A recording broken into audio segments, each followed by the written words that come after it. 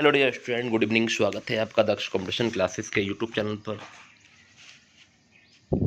और मैं आपका अपना मोहम्मद आशिम मलिक एक बार फिर स्वागत करता हूं अपने यूट्यूब चैनल दक्ष कंपटीशन क्लासेस पर। और कैसे हैं आप सभी लोग? उम्मीद करता हूं आप लोग सब ज़बरदस्त होंगे, जिंदाबाद होंगे और अच्छे से अपनी पढ़ाई को कर रहे होंगे। जैसे कि आप लोगों को पता है कि अब इस टाइम आपके एग्ज़ाम की डेट भी आने वाली है और बहुत सारे लोगों को पता भी चल चुका है कि सर अब हमारे पास मात्र 2 महीने से कम समय बचा है। अगर हम इन समय भी अपनी तैयारी नहीं कर पाएंगे तो बहुत दिक्कत आ जाएगी हमको। तो मैं अपने सभी विद्यार्थियों से कहना चाहूँगा कि एक बार इन प्रश्नों को जरूर लगाएं। सभी प्रश्नों को लगाना है। एक 40 प्रश्न आपको मैं प्रोवाइड करा रहा हूँ ऑप्शन, और ऐसे क्वेश्चन जो आपके एग्जाम को जरूर आएंगे। ये आपके लिए स्पेशल रेलवे के लिए हैं, जो आप आरपीएफ की तैयारी कर रहे हैं या किसी भी एग्ज़ाम की तैयारी कर रहे हैं उसके लिए तो आपको है ही, बट रेलवे के लिए और वेरी मोस्ट है। क्योंकि आरपीएफ के लिए मैंने चुनिंदा क्वेश्चन लगाए हैं, क्योंकि ये प्रश्न जो हैं आज हमारा 12वां स्पीड टेस्ट है। बहुत ही अच्छा टेस्ट है क्वेश्चन, तो आप लोगों से उम्मीद करता हूँ कि आप लोग शुरू से अंत तक जरूर देखेंगे। पहला प्रश्न है कि वृहद रूप से ब्रह्मांड का अध्ययन कहलाता है। तो वृहद रूप से ब्रह्मांड का अध्ययन कहलाता है वृहद जैविकी, बाह्य जैविकी, खगोल शास्त्र, ज्योतिष विज्ञान या ब्रह्मांड विज्ञान। तो बताना है कि वृहद रूप से ब्रह्मांड का अध्ययन कहलाता है। तो क्वेश्चन नंबर फर्स्ट पर आ गए हैं। क्वेश्चन नंबर फर्स्ट का सही आंसर आप मुझे कमेंट करेंगे और बताएंगे कि क्या हो जाएगा क्वेश्चन नंबर फर्स्ट का सही आंसर। तो वृहद रूप से ब्रह्मांड का जो अध्ययन कहलाता है वो क्या कहलाता है? 4 ऑप्शन आपके सामने हैं। ऑप्शन आप लोग बता सकते हैं कि इसका सही आंसर क्या हो जाएगा। तो वृहद रूप से ब्रह्मांड का जो अध्ययन है वो कहलाता है ब्रह्मांड विज्ञान। क्या कहलाता है बच्चों? ब्रह्मांड विज्ञान कहलाता है। इसका पहला यानी कि डी ऑप्शन सही है। कौन सा ऑप्शन? डी ऑप्शन सही है कि वृहद रूप से ब्रह्मांड का अध्ययन कहलाता है ब्रह्मांड विज्ञान कहलाता है। क्वेश्चन नंबर 2 पर आ गए हैं। क्वेश्चन नंबर 2 है कि घूर्णन एवं परिभ्रमण में लगभग समान समय लेने वाला आकाशीय पिंड है। तो घूर्णन एवं परिभ्रमण में लगभग समान समय लेने वाला आकाशीय पिंड है प्लूटो, यूरेनस, नेपच्यून, चंद्रमा। तो बताना है क्वेश्चन नंबर 2 पर हम आ गए हैं कि घूर्णन एवं परिभ्रमण में लगभग समान समय लेने वाला आकाशीय पिंड है। तो क्वेश्चन नंबर 2 का सही आंसर हो जाएगा, कौन सा हो जाएगा? प्लूटो है, यूरेनस है, नेपच्यून है या चंद्रमा है। तो इसका सही आंसर होगा चंद्रमा। क्या होगा बच्चों? चंद्रमा होगा। पहले क्वेश्चन का सही आंसर ब्रह्मांड विज्ञान था, दूसरे का होगा चंद्रमा। ठीक है, ध्यान रखना है। क्वेश्चन नंबर 3 पर आ गए हैं। निम्नलिखित में से कौन सा तारा पृथ्वी के सर्वाधिक समीप है? तो ध्रुव तारा है, एल्फा सेंटोरी है, सूर्य है, लुब्धक है। तो बताना है कौन सा तारा है जो पृथ्वी के सर्वाधिक समीप है। तो ध्रुव तारा है, एल्फा सेंटोरी है, सूर्य है या लुब्धक है। तो क्वेश्चन नंबर 3 पर आ गए हैं। क्वेश्चन नंबर 3 का सही आंसर क्या हो जाएगा कि निम्नलिखित में से ऐसा कौन सा तारा है जो पृथ्वी के सर्वाधिक समीप है? बहुत अच्छा प्रश्न है, कई बार एग्जाम में पूछा गया है ऑप्शन। और इन तीनों ऑप्शन, इन चारों ऑप्शन में एक ऑप्शन आपके सामने भी है, आप लोग उसका चॉइस कर सकते हैं अगर आपको पता है कि ऐसा कौन सा तारा है जो पृथ्वी के सर्वाधिक समीप है। तो इस प्रश्न का सही आंसर होगा सर सूर्य है। कौन सा है? सूर्य। तो वेरी गुड ऑप्शन। एक बात और कहना चाहूँगा, अगर आप मेरे चैनल पर न्यू हैं तो आप मेरे चैनल को सब्सक्राइब कर लें प्लीज़। सब्सक्राइब में तो कुछ नहीं जाएगा ऑप्शन, करिए सब्सक्राइब। सब्सक्राइब का बटन दिख रहा है, उस पर क्लिक करना है आप लोगों को, फिर वीडियो को लाइक करना है। ठीक है, मेरे सभी बच्चों से कहना चाहूँगा अपने माय डियर स्टूडेंट कि अगर आपने मेरे चैनल को अभी भी सब्सक्राइब नहीं किया तो प्लीज़ सब्सक्राइब कर लें, क्योंकि आने वाली नोटिफिकेशन आपको जल्द से जल्द मिल सके। जितनी भी जानकारियाँ होती हैं, पेपर की हो, अदर जानकारियाँ हो, मैं आपको सभी अपने यूट्यूब चैनल पर प्रोवाइड कराने की कोशिश करता हूँ कि आपको हर चीज़ बता दी जाए। जिन बच्चों को नहीं पता चल पाता कि हाँ नौकरी कब आ रही है, कब निकल रही है, तो सभी चीज़ें मैं आपको अपने यूट्यूब चैनल दक्ष कॉम्पिटिशन क्लासेस पर प्रोवाइड कराने की कोशिश करूंगा। तो आप लोग जरूर सब्सक्राइब कर लें। अगर जो लोग अभी भी सोच रहे हैं तो जरूर सब्सक्राइब कर लें, मान जाइए मेरी बातों को और सब्सक्राइब चैनल को जरूर कर लें। तो क्वेश्चन नंबर 3 का सही आंसर सूर्य हो चुका है। क्वेश्चन नंबर 4 पर आ गए कि ब्रह्मांड में विस्फोटित तारा कहलाता है धूमकेतु, उल्का, स्वर्ग या अभिनव तारा। तो ब्रह्मांड में विस्फोटित तारा कहलाता है। क्वेश्चन नंबर 4 पर आ गए हैं। क्वेश्चन नंबर 4 का सही आंसर है अभिनव तारा कहलाता है। ब्रह्मांड में विस्फोटित तारा कहलाता है अभिनव तारा कहलाता है। हमारे अंतरिक्ष में कितने तारामंडल हैं? वेरी गुड, कितना अच्छा प्रश्न है, गजब का क्वेश्चन है। 87 है, 88 है, 89 है या 90 है। तो बताएंगे हमारे अंतरिक्ष में कितने तारामंडल हैं? 87 है, 88 है, 89 है या 90 है।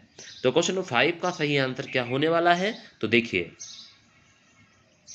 तो हमारे अंतरिक्ष में कितने तारामंडल हैं? तो इस प्रश्न का सही आंसर है 89 तारामंडल हैं, 89। ध्यान रखना बच्चों, कितने तारामंडल हैं? 89।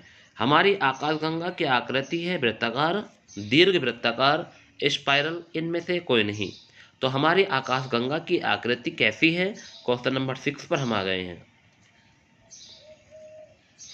तो क्वेश्चन नंबर 6 का सही आंसर हो जाएगा कि जो हमारी आकाशगंगा की जो आकृति है वो स्पाइरल है। कैसी है बच्चों?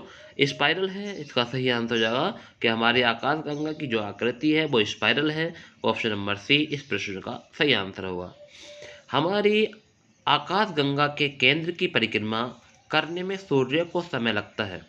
तो हमारे आकाशगंगा के केंद्र की परिक्रमा करने में सूर्य को कितना समय लगता है, ये पूछा है। अगर हमारे आकाशगंगा के केंद्र की परिक्रमा करता है सूर्य, तो उसे कितना समय लगेगा? तो 2.5 करोड़ वर्ष, 10 करोड़ वर्ष, 25 करोड़ वर्ष या 50 करोड़ वर्ष? तो बताएंगे क्वेश्चन नंबर 7 का सही आंसर क्या होने वाला है। तो हमारी आकाशगंगा के केंद्र की परिक्रमा करने में सूर्य को लगभग कितना समय लगता है, ये पूछा है। अच्छा प्रश्न है, कई बार एग्जाम में पूछा गया प्रश्न है क्वेश्चन, तो इसका कमेंट में मुझे आंसर जरूर बताएं क्या हो जाएगा इसका सही आंसर।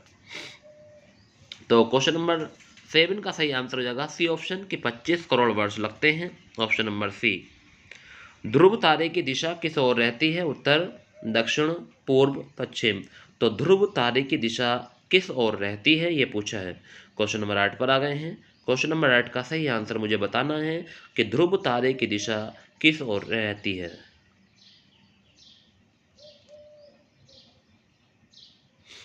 तो ध्रुव तारे की दिशा किस ओर रहती है? इस प्रश्न का सही आंसर होगा उत्तर की ओर रहती है। ऑप्शन नंबर ए इस प्रश्न का सही आंसर है। किधर ओर रहती है? उत्तर की ओर। ध्यान रखना बच्चों। नेक्स्ट है तारे का रंग सूचक है सूर्य की दूरी का, उसकी ज्योति का, उसकी पृथ्वी से दूरी का, उसके ताप का। तो तारे का रंग सूचक है। क्वेश्चन नंबर 9 पर आ गए हैं। तो तारे का रंग सूचक है, तो इस प्रश्न का सही आंसर हो जाएगा उसके ताप का। किसके? तारे का रंग जो सूचक होता है उसके ताप का होता है। ऑप्शन नंबर डी इस प्रश्न का सही आंसर है। वर्तमान आकलन के अनुसार ब्रह्मांड की आयु है 25 मिलियन वर्ष, 50 मिलियन वर्ष, 125 मिलियन वर्ष, 13 मिलियन वर्ष। कितने गजब के क्वेश्चन चल रहे हैं क्वेश्चन आज। अगर आपने 40 प्रश्न लगाए होते तो हो सकता था आपका बहुत अच्छा हो जाएगा जीएस। ठीक है बच्चों, तो आप पूरे प्रश्न को सुनना अच्छे से। तो वर्तमान आकलन के अनुसार ब्रह्मांड की आयु कितनी है, ये पूछा है। क्वेश्चन नंबर 10 पर हम आ गए हैं। तो ब्रह्मांड वर्तमान आकलन के अनुसार ब्रह्मांड की जो आयु है वो कितनी है, ये पूछा है। तो इस प्रश्न का सही आंसर होगा 13 बिलियन वर्ष। ऑप्शन नंबर डी इस प्रश्न का सही आंसर है 13 बिलियन वर्ष। एक कृत्रिम उपग्रह में विद्युत ऊर्जा का स्रोत क्या होता है? थर्मोपाइल, सौर सेल, डायनेमो, लघु नाभिकीय रिएक्टर। एक कृत्रिम उपग्रह में विद्युत ऊर्जा का स्रोत क्या होता है, ये पूछा है। अच्छा प्रश्न है, जबरदस्त प्रश्न है, वेरी वेरी महत्वपूर्ण प्रश्न है कि एक कृत्रिम उपग्रह में विद्युत ऊर्जा का स्रोत क्या होता है। क्वेश्चन नंबर 11 पर आ गए हैं। क्वेश्चन नंबर 11 का सही आंसर मुझे कमेंट में बताएंगे क्या हो जाएगा क्वेश्चन नंबर 11 का सही आंसर।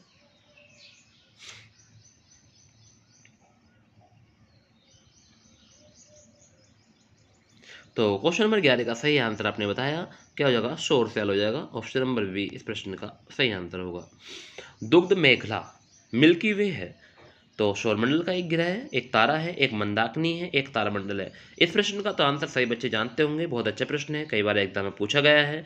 आप लोग जरूर बताएं मुझे क्वेश्चन नंबर 12 का सही आंसर कि दुग्ध मेखला, दुग्ध मेखला, मेखला, मेखला। तो दुग्ध मेखला मिल्की वे भी के नाम से जानते हैं, मिल्की वे। तो यह एक मंदाकिनी है। क्या है? एक मंदाकिनी है, एक मंदाकिनी। ध्यान रखना है। शीघ्रता से घूमने वाले तारे जो उच्च रेडियो तरंगे छोड़ते हैं कहलाते हैं। क्वेश्चन नंबर 13 का सही आंसर मुझे बताएं। पल्सर है, न्यूट्रॉन तारे हैं, क्वासर है, ये सभी। तो शीघ्रता से घूमने वाले तारे जो उच्च रेडियो तरंगे छोड़ते हैं क्या कहलाते हैं? तो क्वेश्चन नंबर 13 पर आ गए हैं। बताइए एक बार सही आंसर क्या हो जाएगा बच्चों।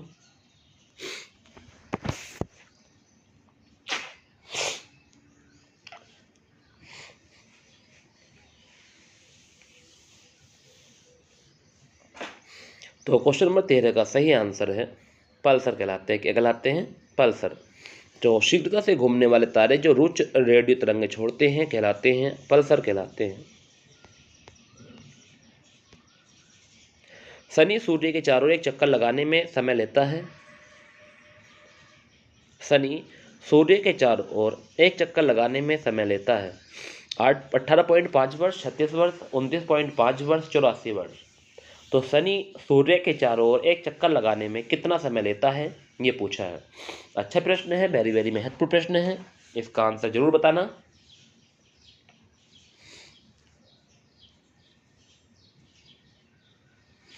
तो क्वेश्चन नंबर 14 का सही आंसर 29.5। ध्यान रखना बच्चों, कितना? शनि सूर्य के चारों ओर एक चक्कर लगाने में जो समय लेता है वो लेता है 29.5 वर्ष। ठीक है, ऑप्शन नंबर सी इस प्रश्न का सही आंसर है। इवनिंग स्टार किस ग्रह को कहते हैं? मंगल, बृहस्पति, शुक्र, शनि। क्वेश्चन नंबर 15 पर आ गए हैं। इवनिंग स्टार किस ग्रह को कहते हैं?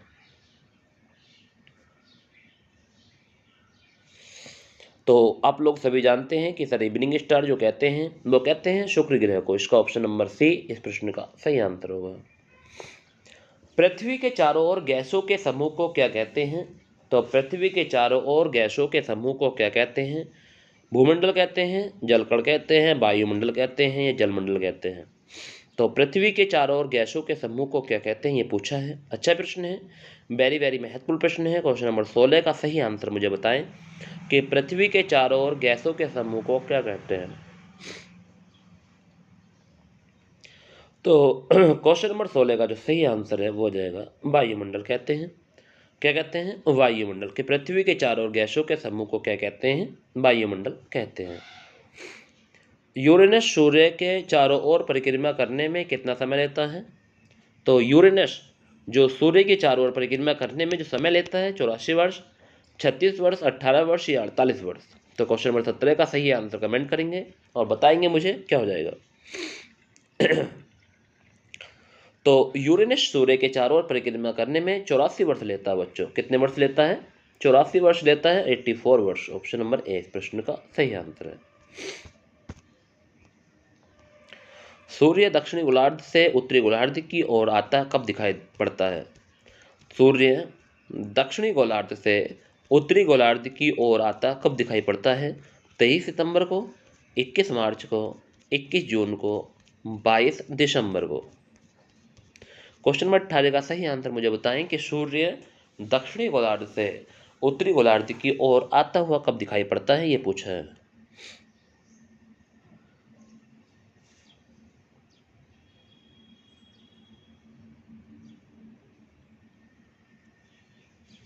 तो क्वेश्चन नंबर 18 का जो सही आंसर आपने बताया 21 मार्च हो जाएगा। कितना?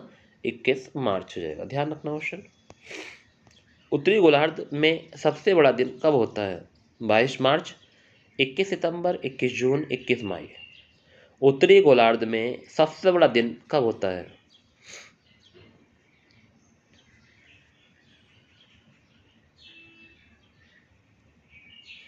तो उत्तरी गोलार्ध में जो सबसे बड़ा दिन होता है वो होता है 21 जून को। कब होता है बच्चों? 21 जून को होता है। उत्तरी गोलार्ध में सबसे बड़ा दिन 21 जून को होता है। ध्यान रखना, अच्छा प्रश्न है। सूर्य ग्रहण कब होता है? चतुर्थांश चंद्रमा के दिन का, अमावस्या के दिन, किसी भी दिन में, पूर्णिमा को। सूर्य ग्रहण कब होता है?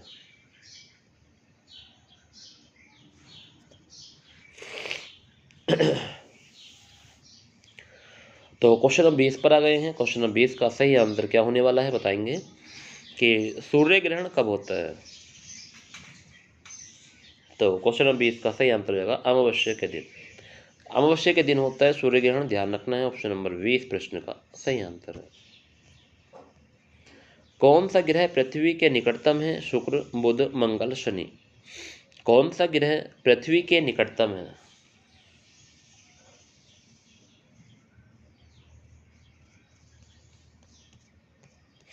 तो क्वेश्चन नंबर 21 पर आ गए हैं।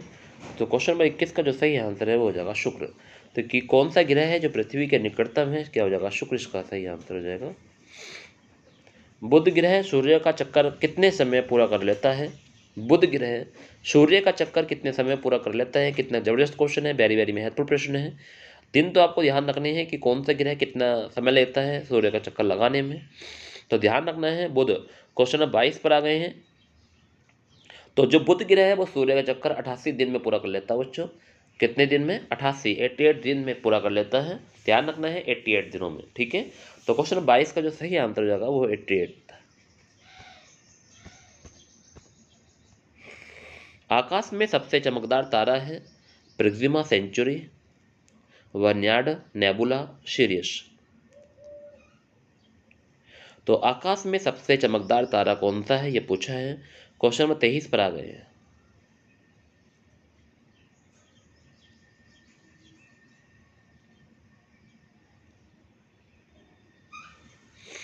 आकाश में सबसे चमकदार तारा, क्वेश्चन नंबर 23 का सही आंसर हो जाएगा सीरियस। क्या हो जाएगा? सीरियस हो जाएगा। ऑप्शन नंबर डी इस प्रश्न का सही आंसर होगा सीरियस। पृथ्वी का ध्रुवीय व्यास विषुवतीय व्यास से छोटा होता है 43 किलोमीटर, 25 किलोमीटर, 80 किलोमीटर या 30 किलोमीटर। कि पृथ्वी का ध्रुवीय व्यास विषुवतीय व्यास से कितना छोटा होता है ये पूछा है। बहुत ही जबरदस्त क्वेश्चन है, अच्छा प्रश्न है क्वेश्चन, अच्छा प्रश्न पूछा है कि पृथ्वी का ध्रुवीय व्यास विषुवत व्यास से कितना छोटा होता है। तो क्वेश्चन नंबर 24 का सही आंसर है 43 किलोमीटर। ऑप्शन नंबर ए प्रश्न का सही आंसर है कि पृथ्वी का ध्रुवीय व्यास विषुवतीय व्यास से छोटा होता है 43 किलोमीटर। ऑप्शन नंबर ए इस प्रश्न का सही आंसर है। क्वेश्चन नंबर 25 पर आ गए हैं। क्वेश्चन नंबर 25 का सही आंसर मुझे बताएंगे क्या हो जाएगा। निम्नलिखित में से कौन सा सबसे चमकदार ग्रह है? वाह, कितना गजब का क्वेश्चन पूछा है। सबसे चमकदार ग्रह कौन सा है ये पूछा है।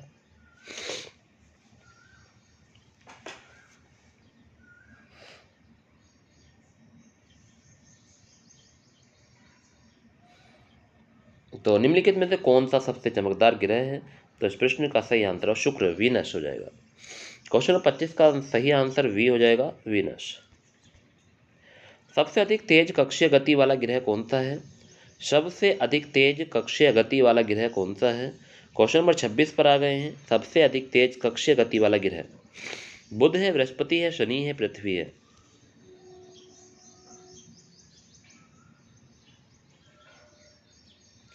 तो क्वेश्चन नंबर 26 का जो सही आंसर है सबसे अधिक तेज कक्षा वाला जो ग्रह है वो है बृहस्पति। ध्यान रखना बच्चों, एक एक प्रश्न को आराम से पढ़ा रहा हूँ, बहुत आराम से। आपको कोई भी प्रश्न में जल्दीबाजी नहीं करनी है। जो क्वेश्चन नंबर 25 है आपको उसका आंसर भी ध्यान में रखना है। अगर मैं रिपीट करता हूँ क्वेश्चन तो आपको उसका आंसर जरूर बताना है, ठीक है बच्चों। सबसे अधिक तेज कक्षा वाला ग्रह पूछता है तो बृहस्पति है। अगर क्वेश्चन नंबर 25 का आंसर पूछता हूँ कि बताइए कि कौन सा सबसे चमकदार ग्रह है तो शुक्र है। अगर ये पूछता हूँ कि बताइए पृथ्वी का ध्रुवीय व्यास विषुवत व्यास से कितना छोटा है, 43 किलोमीटर है। आपको पता है कि सर ये क्वेश्चन अभी देख कर आने नहीं भूल पाएंगे, और भूलना ही मत। पृथ्वी की उपसौर स्थिति किस महीने में होती है? क्वेश्चन नंबर 27 पर आ गए हैं। पृथ्वी जब सबसे पास होती, उपसौर होता है पास, तो पृथ्वी की उपसौर स्थिति किस महीने में होती है? जून में, जनवरी में, सितंबर में या मार्च में? तो पृथ्वी की उपसौर स्थिति किस महीने में होती है? तो इसका सही आंसर है जनवरी में होती है। ऑप्शन नंबर वी सही आंसर है। किस ग्रह पर सूर्य पश्चिम में उगता है? बुध, शुक्र, बृहस्पति, वरुण। तो बताएंगे क्वेश्चन नंबर 28 का सही आंसर कि किस ग्रह पर सूर्य पश्चिम में उगता है। वाह, ऐसा कौन सा ग्रह है जहां पर सूर्य पश्चिम में उगता है? बुध है, शुक्र है, बृहस्पति है, वरुण है। तो क्वेश्चन नंबर 28 का जो सही आंसर होने वाला है बच्चों वो हो जाएगा शुक्र। क्या हो जाएगा? शुक्र हो जाएगा। ऑप्शन नंबर 20 प्रश्न का सही आंसर है।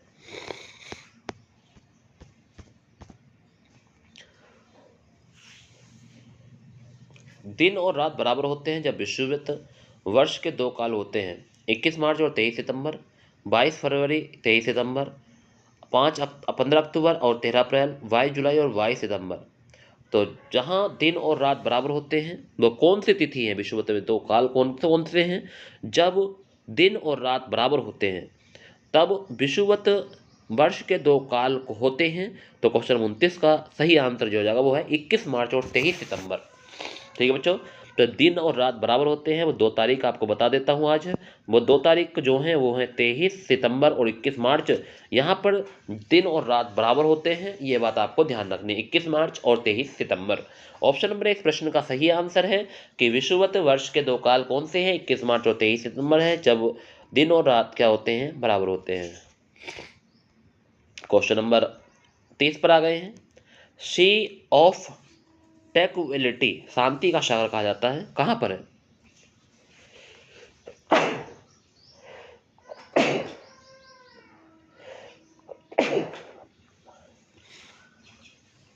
तो सी ऑफ ट्रैंक्विलिटी, शांति का सागर कहाँ पर है? पृथ्वी है, सूर्य है, बृहस्पति है, चंद्रमा।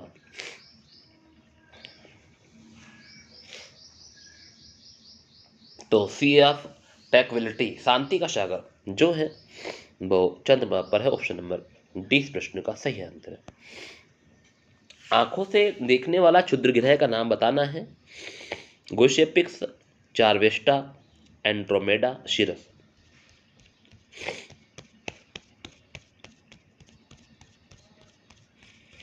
तो आंखों से देखने वाला क्षुद्र ग्रह का नाम बताना है।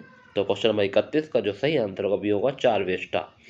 ऑप्शन नंबर 20 प्रश्न का सही आंसर है।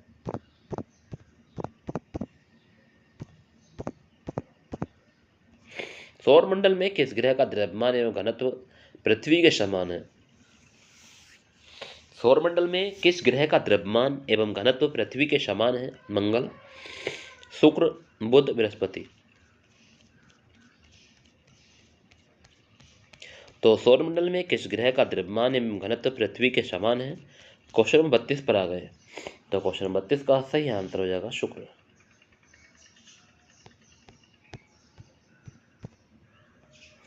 राशियों की कुल संख्या कितनी है? 10 है, 12 है, 13 है, 11 है। तो क्वेश्चन में 33 पर आ गए हैं। राशियों की कुल संख्या कितनी है? तो 12 राशियां होती हैं, पता है सभी को, 12। दो ग्रह जिसके पास उपग्रह नहीं है, पृथ्वी एवं बृहस्पति, बुध और शुक्र, बुध एवं शनि, शुक्र एवं मंगल। दो ग्रह जिनके पास उपग्रह नहीं है, अच्छा प्रश्न है। Question number 34। तो दो ग्रह जिनके पास उपग्रह नहीं है उसका सही आंसर है बुध और शुक्र है, बुध और शुक्र। सौरमंडल का सर्वाधिक गर्म ग्रह कौन सा है? बुध है, शुक्र है, मंगल है, पृथ्वी है। तो सौरमंडल का सर्वाधिक गर्म ग्रह कौन सा है ये पूछा है। क्वेश्चन नंबर 35 पर आ गए हैं कि सौरमंडल का सर्वाधिक गर्म ग्रह कौन सा है। क्वेश्चन नंबर 35 का सही आंसर बताएंगे कि सौरमंडल का सर्वाधिक गर्म ग्रह कौन सा है।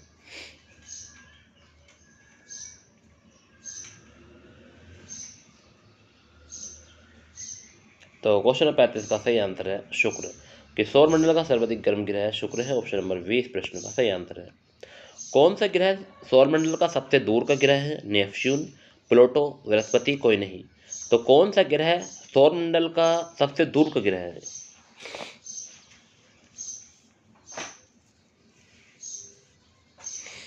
तो कौन सा ग्रह है सौरमंडल सबसे दूर का ग्रह? तो इस प्रश्न का जो सही आंसर है नेपच्यून हो जाएगा। ऑप्शन नंबर 1 प्रश्न का सही आंसर है नेपच्यून। पूर्व से पश्चिम की ओर परिक्रमा करने वाला ग्रह कौन सा है? शुक्र है, यूरेनस है, नेपच्यून है, ए तथा वी। तो पूर्व से पश्चिम की ओर परिक्रमा करने वाला ग्रह कौन सा है?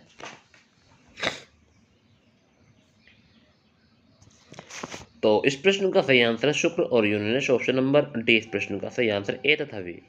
तो पूर्व से पश्चिम की ओर परिक्रमा करने वाला जो ग्रह है वो ए तथा वी है, यानी कि शुक्र और यूरेनस।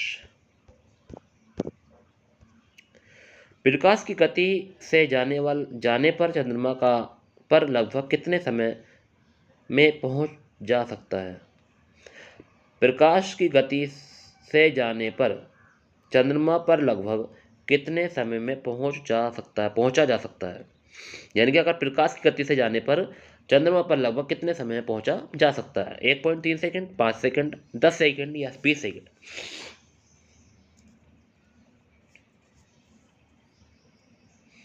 तो इस प्रश्न का सही आंसर हो जाएगा 1.3 सेकंड। पल्सर होते हैं एक ब्लैक होल, निहारिका, न्यूट्रन तारा, श्वेत वामन तारा। तो पल्सर होते हैं एक। तो क्वेश्चन नंबर 39 पर आ गए हैं। तो न्यूटन तारा होता है पल्सर एक। क्या होता है बच्चों? न्यूटन तारा। ऑप्शन नंबर सी इस प्रश्न का सही आंसर है, न्यूटन तारा होता है। नेक्स्ट, एक नदी में चलता हुआ जहाज समुद्र में आता है। एक नदी में चलता हुआ जहाज समुद्र में आता है तब जहाज का स्तर पहले जितना होता है थोड़ा ऊपर आएगा या नीचे होगा या थोड़ा नीचे आएगा। तो बताएंगे एक नदी में चलता हुआ जहाज समुद्र में आता है। अगर नदी में चल रहा जहाज और समुद्र में आता है तो उसका स्तर जो होता है वो थोड़ा ऊपर हो जाता है, ऑप्शन नंबर बी हो जाएगा, थोड़ा ऊपर आएगा। ठीक है, तब जहाज थोड़ा ऊपर आएगा, ये बात आपको ध्यान रखनी है। ये थे हमारे 40 प्रश्न। आपको कैसे लगे? मात्र 20 मिनट में आपको मैंने सभी प्रश्न करा दिए हैं स्टूडेंट। आपको बताओ कैसे लगे। अगर ये वीडियो आपको अच्छी लगी हो तो एक बार कमेंट करके जरूर बताना कि सर आपको वीडियो कैसी आई। अगर आपको वीडियो पसंद आई हो तो जरूर चैनल को सब्सक्राइब कर लें, बेल आइकन प्रेस कर लें और आगे भी अपने उन दोस्तों को जरूर शेयर करें जो लोग अभी हमसे नहीं जुड़े हैं। ठीक है student, thank you very much student. आराम से पढ़ते रहें। 40 प्रश्न मात्र 20 से 25 मिनट में आपको मैंने कभी कवर कराए और आप लोगों ने अच्छे से पढ़े और बहुत अच्छा लगा आप लोगों को पढ़ के। ठीक है, इसी के साथ आज की वीडियो क्लास यहीं ख़त्म करते हैं। अगले वीडियो के इंतजार करिए, फिर मिलते हैं इसी प्लेटफॉर्म पर। ठीक है, जब तक के लिए आपसे विदा चाहते हैं। टाटा बाय बाय, फिर मिलेंगे। Thank you very much student, thank you very much.